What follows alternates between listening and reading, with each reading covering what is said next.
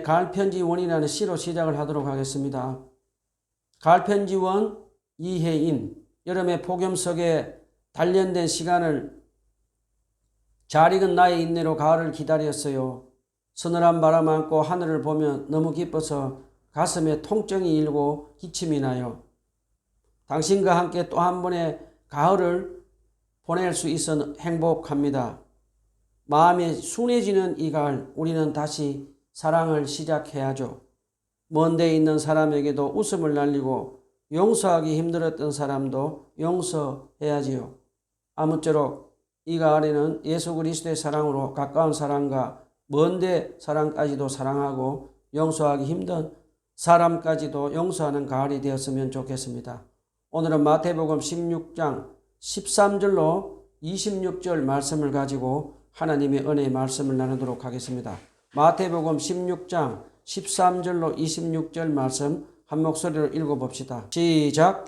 예수께서 빌립보의 가이사랴 지방에 이르러서 제자들에게 물으셨다. 사람들이 인자를 누구라고 하느냐? 제자들이 대답하였다. 세례자 요한이라고 하는 사람들도 있고 엘리야라고 하는 사람들도 있고 에레미야나 예언자들 가운데 한 분이라고 하는 사람들도 있습니다. 예수께서 그들에게 물으셨다. 그러면 너희는 나를 누구라고 하느냐? 시몬 베드로가 대답하였다. 선생님은 살아계신 하나님의 아들 그리스도십니다. 예수께서 그에게 말씀하셨다. 시몬아, 너는 복이 있다. 너에게 이것을 알려주신 분은 사람이 아니라 하늘에 계신 나의 아버지이시다. 나도 너에게 말한다. 너는 베드로다. 나는 이 반석 위에다가 내 교회를 세우겠다. 죽음의 문들이 그것을 이기지 못할 것이다. 내가 너에게 하늘나라의 열쇠를 주겠다. 내가 무엇이든지 땅에서 베면 하늘에서도 베일 것이요 땅에서 풀면 하늘에서도 풀릴 것이다. 그때 예수께서 제자들에게 명령하여 하시길 자기가 그리스도라는 것을 아무에게도 말하지 말라고 하셨다. 그때 예수께서는 자기가 반드시 예루살렘에 올라가야 하며 장로들과 대제사장들과 율법학자들에게 많은 고난을 받고 죽음을 당해야 하며 사흘째가 되는 날에 살아나야 될 것을 제자들에게 밝히기 시작하셨다. 이에 베드로가 예수를 따라 붙들고 주님 안 됩니다. 절대로 이런 일이 주님께 일어나서는 안 됩니다. 하고 말해서 예수께 대들었다. 그러나 예수께서는 돌아서서 베드로에게 말씀하셨다. 사탄아, 내 뒤로 물러가라. 너는 나에게 걸림돌이다. 너는 하나님의 일을 생각하지 않고 사람의 일만 생각하는구나. 그때 예수께서는 제자들에게 말씀하셨다. 누구든지 나를 따르려거든 자기를 부인하고 제 십자가를 지고 나를 따라오너라. 누구든지 자기 목숨을 구하고자 하는 사람은 잃을 것이요 나 때문에 자기 목숨을 잃은 사람은 찾을 것이다. 사람이 온 세상을 얻고도 제 목숨을 잃으면 무슨 이득이 되느냐? 또 사람이 제 목숨을 되찾는 대가로 무엇을 내놓겠느냐? 우리 먼저 본문을 알아보기 전에 저번 주 본문과 이번 주 본문 앞에 있는 것을 잠깐 알아보고 가도록 합시다. 저번 주에는 마태복음 15장에서 예수님은 바리새인들과 율법 학자들이 손을 씻지 않고 빵을 먹는 예수님을 제자들을 보고 장로들의 전통을 지키지 않는다고 예수님께 고발을 합니다. 그래서 예수님은 그들에게 장로들의 전통을 하나님 말씀보다 위에 두고 섬긴다고 책망하시며 예수님은 바리새인들과 율법 학자들이 외형적으로 사람들의 칭찬과 존경을 받기 위해 경건한 척 하면서 그들의 마음 안으로는 온갖 추악한 생각과 죄악이 가득 차서 하나님을 사랑하지도 않고 하나님 말씀인 제5계명인 부모를 공경하라는 계명을 지키지 않고 위선적으로 하나님께 예배 드리는 것을 책망을 하십니다. 그러면서 예수님은 사람이 먹는 음식은 사람을 더럽게 하지 않고 사람 마음에 있는 악한 생각을 입으로 말하는 것으로 사람이 더러워진다고 하시면서 항상 우리 내면을 거룩하게 하며 살 것을 가르쳐 주셨습니다. 그 다음에 마태는 예루살렘 종교 지도자들과 반대로 예수님께 나와서 간절하고 끈질기게 귀신 들린 자기 딸을 고쳐달라고 매달리는 이방인 가나안 여인의 딸을 기적을 베풀어서 고쳐주시고 그 다음에 4,000명이 넘는 굶주린 사람들을 고쳐주신 것을 기록하며 앞으로 천국 복음이 이방인 나라들까지 전해질 것을 우리에게 암시해 줍니다. 자, 그리고 마태는 마태복음 16장 1절로 12절에서 바리새인들과 사두개파, 예루살렘 사내들인 최고 종교 지도자들이 예수님을 찾아와서 자기들의 호기심과 눈요깃거리로 예수님께 표적을 구합니다. 얼마나 악합니까? 그러자 예수님은 그들의 요구를 단호하게 거절하십니다. 그 다음에 마태는 계속해서 바리새인들과 사두개인, 예루살렘 사내들인 최고 종교 지도자들이 예수님을 감시하고 찾아오는 것을 보여주면서 우리에게 예수님의 십자가의 죽음이 서서히 다가오고 있는 것을 가르쳐 줍니다. 자, 그 다음에 예수님은 제자들에게 바리새인들과 사두개파, 예루살렘 종교 지도자들이 누룩을 조심하라고 제자들에게 가르칩니다. 그러자 예수님 말씀을 알아듣지 못하는 답답한 제자들은 우리가 빵을 가져오지 않았구나 라고 대답을 합니다. 예수님은 자신의 말씀을 알아듣지 못하는 답답한 제자들에게 아직도 너희는 깨닫지 못하느냐라고 꾸지람을 하십니다.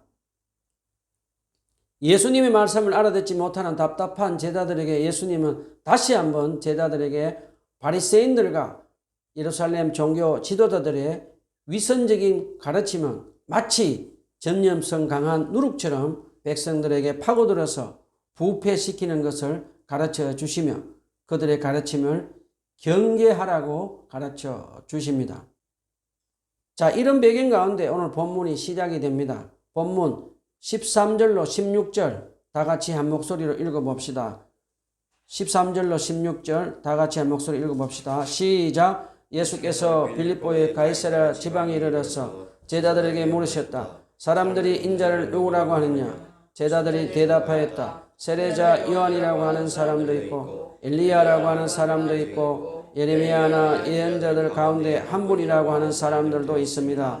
예수께서 그들에게 물으셨다. 그러면 너희는 나를 누구라고 하느냐? 시몬 베드로가 대답하였다. 선생님은 살아계신 하느님의 아들이십니다. 마태는 본문 13절에서 가이사랴 빌립보 지방으로 예수님이 제자들을 데리고 가셨다고 기록을 했습니다. 가이사랴 빌립보는 이스라엘 최북단에 위치한 곳으로 갈릴리 호수에서 약 40km 떨어진 장소입니다. 이곳은 헤롯 대왕 아들 빌립 왕이 로마 황제 디베로 가이사를 기념하기 위해 이곳을 가이사라고 칭하고 여기에다가 자기 이름 빌립을 덧붙여서 가이사라 빌립보라고 이름을 지었다고 합니다. 자, 우리 여기서 한 가지 질문을 해봐야 하겠습니다. 왜 예수님은 갈릴리 지방에서 멀리 떨어진 이곳으로 제자들을 데리고 오셨을까요? 우리 한번 생각해 봅시다. 예수님은 복음서에 보면 종종 제자들을 교육하시기 위해서 사람들이 없는 조용한 장소에서 제자들을 가르친 것을 복음서에서 볼 수 있습니다. 특별히 감난산 강화라고 불리는 장소에서 제자들을 특별한 교육하실 때도 인적이 드문 조용한 감난산에서 제자들을 교육하고 훈련을 하신 것을 가르쳐 줍니다. 자, 이제 제자들을 특별히 교육을 시키기 위해서 가이사랴 빌립보에 도착하신 예수님은 제자들에게 본문 13절에서 사람들이 인자를 누구라고 하느냐라고 제자들에게 질문을 하십니다. 그러자 제자들은 본문 14절에서 예수님을 세례 요한이라고 말하는 사람도 있고 엘리야라고 말하는 사람도 있고 예레미야나 예언자 중에 한 사람이라고 말하는 사람이 있다고 대답을 합니다. 여러분, 그 당시 사람들, 즉 예수님을 따르는 무리들과 유대인들이 예수님을 누구라고 생각하고 있었는지 마태는 지금 우리에게 가르쳐 줍니다. 그동안 예수님을 따라다니는 무리들과 유대인들은 예수님을 수많은 사람들을 회개하고 물세례를 베푼 세례 요한으로 생각한 사람들도 있고 바알 선지자들을 갈멜산에서 불을 내려서 물리친 엘리야 같은 사람으로 생각하는 사람도 있고 또는 눈물의 선지자 같은 예레미야 같은 선지자로 생각하는 사람들도 있었다고 우리에게 가르쳐 줍니다. 그동안 예수님을 따라다닌 무리들과 유대인들의 생각은 예수님에 대한 정확한 대답이 아닙니다.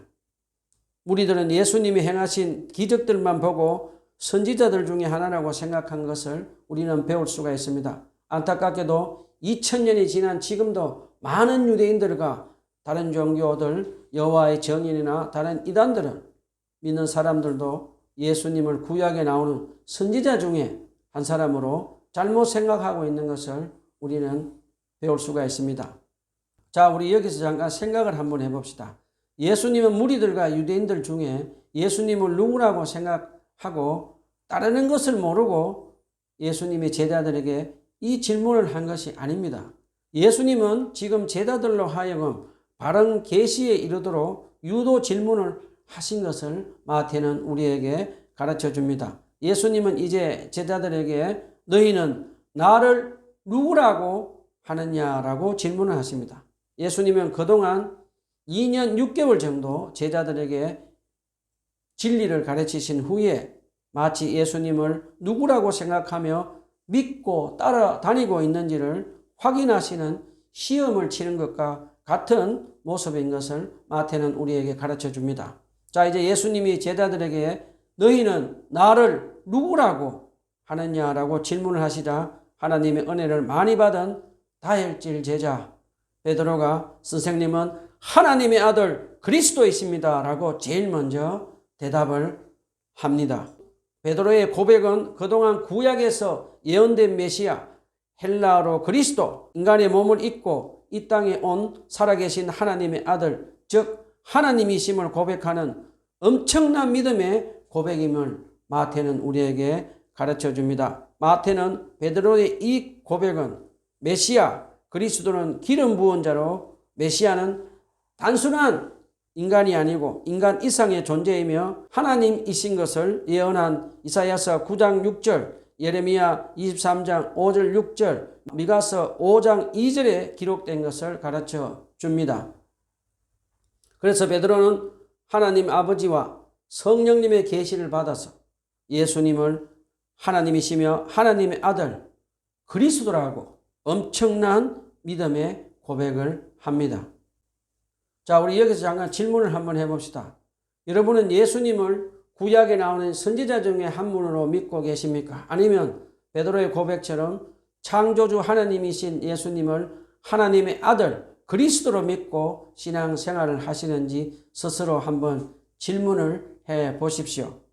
자, 우리 다시 본문으로 돌아갑시다. 자, 이제 예수님을 보고 하나님 아들 그리스도라고 믿음의 고백을 하는 제자 베드로의 대답을 들으신 예수님은 얼마나 기뻐하시며 어떻게 베드로를 축복하셨는지 우리 한번 알아봅시다. 본문 17절 우리 다 같이 읽어봅시다. 시작.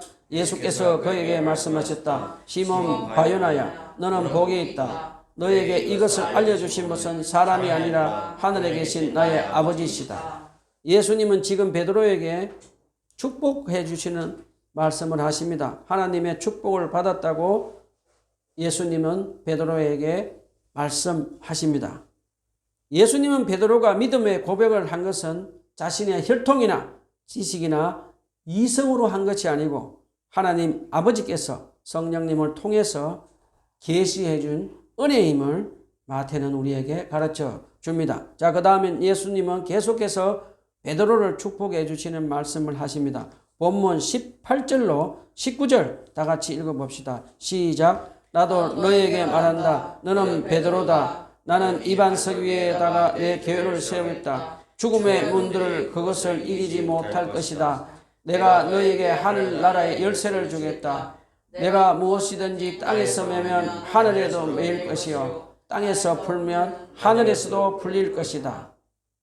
사실 이 본문은 캐톨릭과 개신교로 나뉘어서 서로 다른 해석을 하는 아주 예민한 구절입니다. 저는 개신교 목사 입장에서 해석을 하도록 하겠습니다. 예수님은 먼저 베드로가 하나님이신 예수님께 선생님은 하나님의 아들 그리스도라고 하는 믿음의 고백 위에 예수님의 교회를 세우고 죽음의 권세를 이기도록 하실 것을 지금 예언하십니다. 사실 예수님의 이 말씀은 예수님이 십자가에 죽으시고 3일 만에 부활하신 후에 교회가 세워진 후에 교회가 죽음을 이기게 해 주신 것을 가르쳐 주십니다. 그리고 예수님이 베드로에게 천국 열쇠, 하늘나라의 열쇠를 주신 것은 오순절날 성령님 임한 후에 주님께서 베드로에게 천국 열쇠를 주신 것을 사도행전 2장에서 베드로 사도가 성령의 능력으로 하나님의 복음을 전하는 설교를 통해서 죄를 사하는 용서를 선포하는 특권을 전하는 것을 우리에게 가르쳐 줍니다. 그리고 베드로 사도가 성령님의 인도로 이방인 고넬료 가정에도 복음을 전하고 제사함을 선포하는 특권을 가지고 행사할 수 있게 된 것을 우리는 배울 수가 있습니다. 우리 여기서 잠깐 질문을 한번 해봅시다. 천국 열쇠 베드로 사도에게만 주어지고 말았을까요? 아니면 우리 그리스도인들에게도 주님께서 천국 열쇠를 주셨을까요? 우리 한번 생각해 봅시다. 하나님의 아들 예수 그리스도를 나의 구주로 믿는 모든 그리스도인들에게도 베드로 사도처럼 천국 열쇠를 가지고 특권을 가지게 된 것을 잊지 말고 우리 기억하며 살아야 합니다. 사도행전에 보면 제일 먼저 베드로 사도가 천국 열쇠를 사용하며 행했습니다. 그리고 그 다음에 보면 사도행전에 보면 초대교회 성도들은 서로 사랑하고 서로 지은 죄를 용서하며 가난한 사람들을 섬기며 살았습니다. 그 후에 초대교회 성도들은 예루살렘 종교 지도들에게 핍박을 받을 때 서로 흩어져서 성령의 능력으로 하나님 나라의 복음을 전하며 여러 가정교회와 안디옥 교회를 개척해서 세우며 천국 열쇠를 사용하는 특권을 가지며 살았다고 누가는 우리에게 가르쳐 줍니다. 저와 여러분도 주님께서 우리에게 천국 열쇠를 주신 것을 잊지 말고 우리 서로 먼저 사랑하고 서로 지은 죄를 용서하며 살면서 계속해서 성령님의 능력으로 하나님 나라의 복음을 전하고 제사함을 선언하며 사는 특권을 사용하며 사는 저와 여러분이 되었으면 좋겠습니다. 자, 이제 본문 20절에서 하나님이신 예수님을 보고 하나님의 아들 그리스도라고 믿음의 고백을 한 베드로와 제자들에게 예수님이 하나님이시며 메시아 그리스도이심을 무리들에게 말하지 말라고 말씀하십니다. 왜 그랬을까요? 왜 예수님은 무리들에게 자신이 하나님이시며 메시아이심을 밝히지 말라고 했을까요? 예수님은 그동안 오랜 시간 동안 무리들에게 천국 복음을 전하며 가르치지만 무리들은 예수님을 하나님의 아들 메시아로 믿지 않았습니다. 그리고 얼마 후에 그들은 예수님을 배반하고 돌아서서 예수님을 십자가에 못 박아 죽이라고 소리질 것을 아시고 예수님은 제자들에게 예수님의 신분을 무리들에게 밝히지 말으라고 말씀하셨습니다. 자, 우리 본문 21절로 23절 다 같이 읽어봅시다. 시작. 그때부터 예수께서는 자기가 반드시 예루살렘에 올라가야 하며 장로들과 대제사장들과 율법학자들에게 많은 고난을 받고 죽임을 당해야 하며 사흘째 되는 날에 살아나야 한다는 것을 제자들에게 밝히기 시작하셨다. 이에 베드로가 예수를 따로 붙들고 주님 안 됩니다. 절대로 이런 일이 주님께 일어나서는 안 됩니다 하고 말하면서 예수께 대들었다. 그러나 예수께서는 돌아서서 베드로에게 말씀하셨다. 사탄아 내 뒤로 물러가라. 너는 나에게 걸림돌이다. 너는 하나님 일을 생각하지 않고 사람의 일만 생각하는구나. 자, 이제 예수님은 마태복음에서 첫 번째로 예수님이 얼마 후에 예루살렘으로 가서 예루살렘 종교 지도자에게 붙잡혀서 십자가에 못 박혀 죽이시고 3일 만에 부활하실 것을 제자들에게 가르쳐 주십니다. 그러자 본문 22절에 보면 주님 안 됩니다. 절대로 주님께 이런 일이 일어나면 안 됩니다 라고 말하며 베드로는 예수님을 붙잡고 지금 항변하는 장면이 나옵니다. 여러분, 베드로가 예수님께 항변하는 것을 보고 무슨 생각이 드십니까? 방금 예수님을 보고 선생님은 하나님의 아들 그리스도라고 엄청난 믿음의 고백을 하고 예수님께 복을 받은 베드로입니다. 그런데 지금 베드로는 어떻게 하나님이시며 메시아이신 예수님의 어떻게 예루살렘 종교 지도자에게 붙잡혀서 죽음을 당할 수 있는지를 지금 이해를 못하고 있는 것을 우리에게 마태는 가르쳐 줍니다.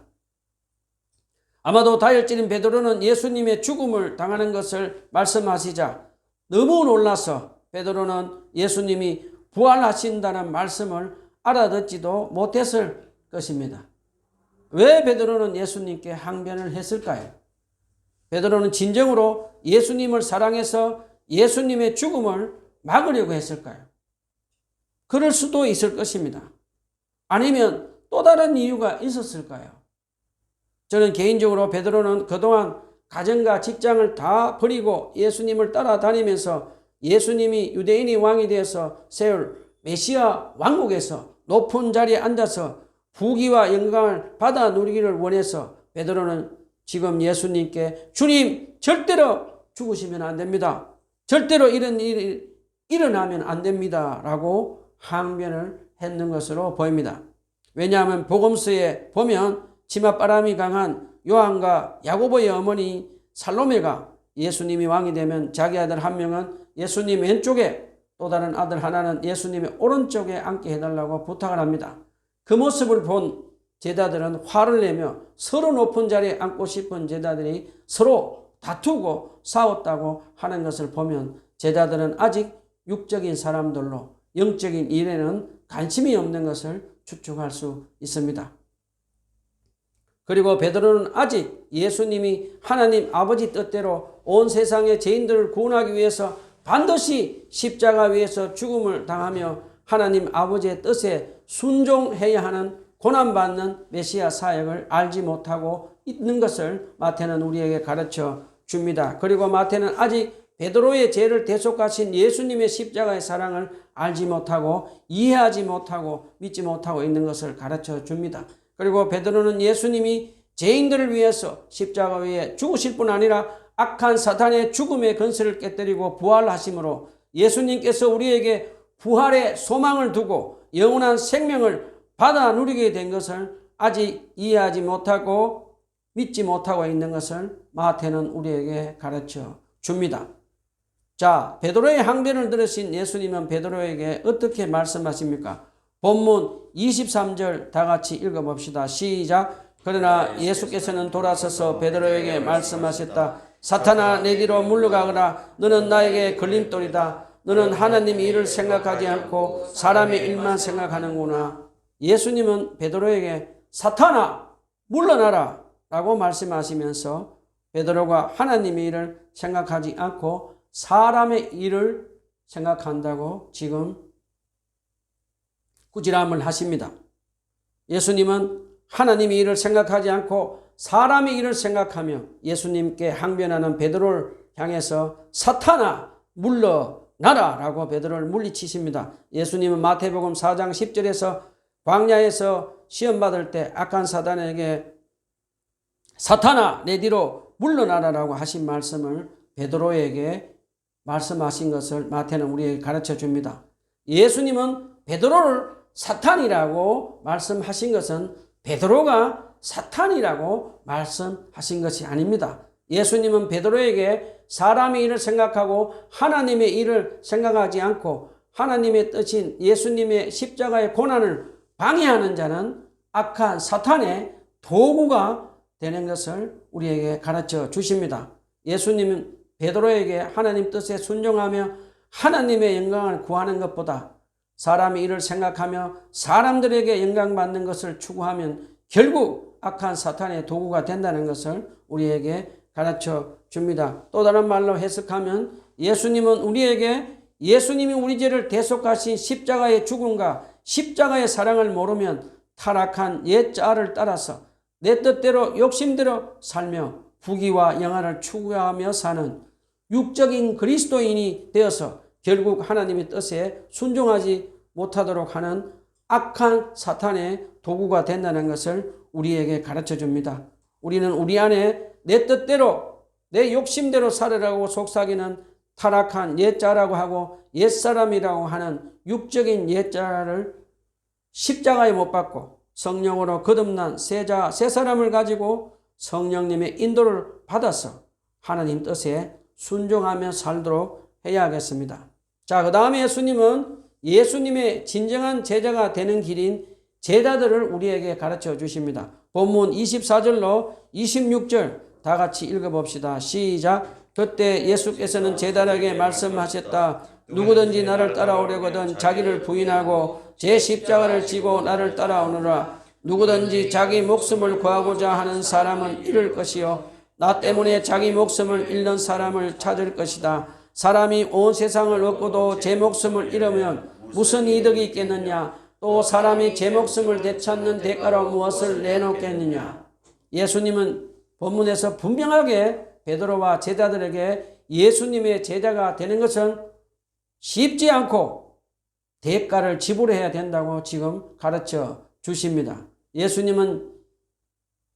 예수님의 제자가 되면 곧바로 영광을 누리게 되는 것이 아니라고 말씀하시며 예수님을 따라오려거든 자기의 모든 뜻과 욕망을 하나님 말씀에 복종시키고 자기 십자가를 지고 희생하며 예수님이 가신 십자가의 길, 고난의 길을 따라가야 한다고 우리에게 가르쳐 주십니다.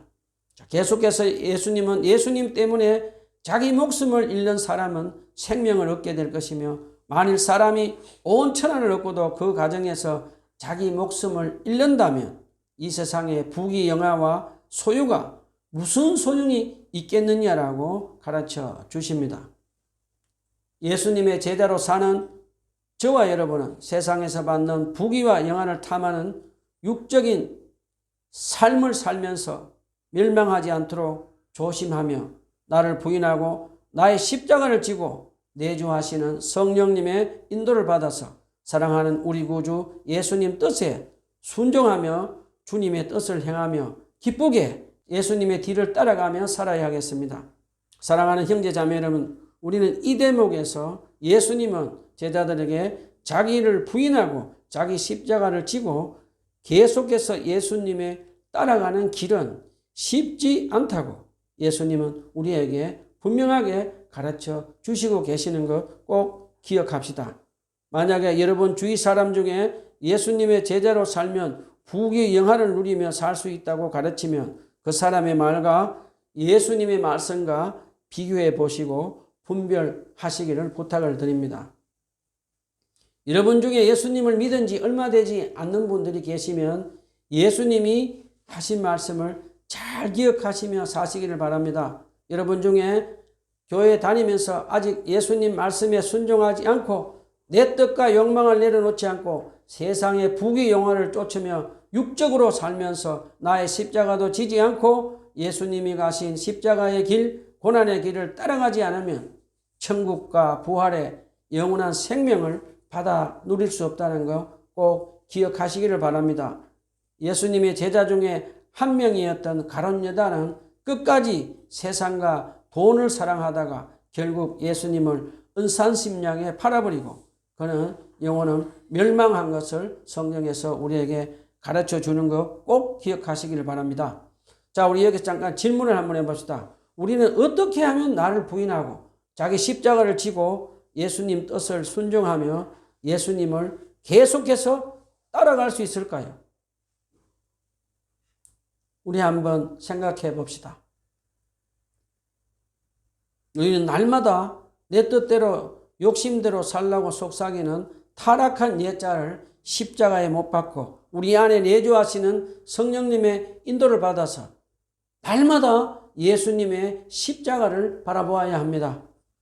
나 같은 죄인 위에 십자가 위에서 거룩한 피를 흘리신 하나님의 아들 예수님의 십자가에 대속하신 사랑으로 하나님의 사랑받는 자녀가 되어서 하나님 나라에서 천국과 부활의 소망을 두고 영원한 생명을 받아 누리게 해주신 예수님의 십자가에 대속하신 그 사랑을 믿으며 살아가야 합니다. 그리고 우리 안에 내주하시는 성령님의 인도로 예수님의 십자가를 바라보고 십자가에 대속하신 예수님의 십자가의 사랑을 믿을 때에 하늘의 초자연적인 능력이 나오는 것 믿으시기를 바랍니다.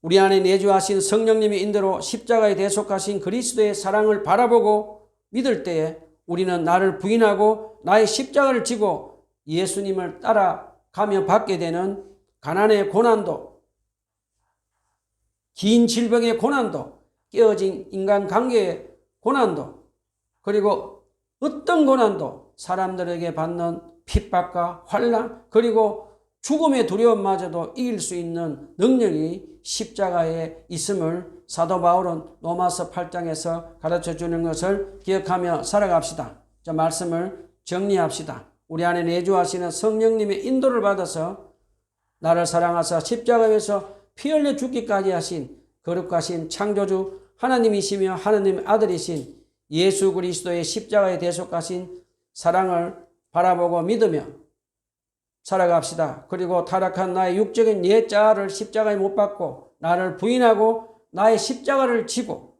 사랑하는 우리 구주 예수 그리스도께서 걸어가신 길, 십자가의 길, 고난의 길을 기쁘게 걸으며 저 천국과 부활의 소망을 두고 영원한 생명을 바라보며 살아갑시다. 기도합시다.